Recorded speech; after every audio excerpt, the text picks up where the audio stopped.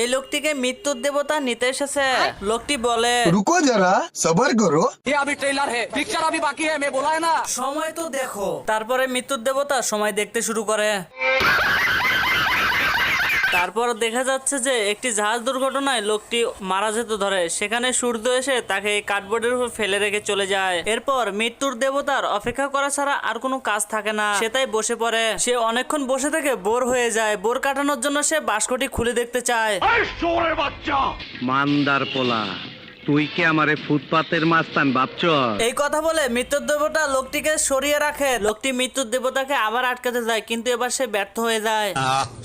মৃত্যুর দেবতা এবার একটি স্বর্ণের কয়েন নিয়ে সমুদ্রে ছুঁড়ে মারে এবং এটি দেখে সে আনন্দে নাচতে থাকে। দুষ্ট কোকিল ডাকে রে cook cook cook cook cook cook cook cook মনে। বন্ধুরা, পরবর্তী পার্ট দেখতে চাইলে অবশ্যই কমেন্ট বক্সে পার্ট 2 লিখে যাবেন।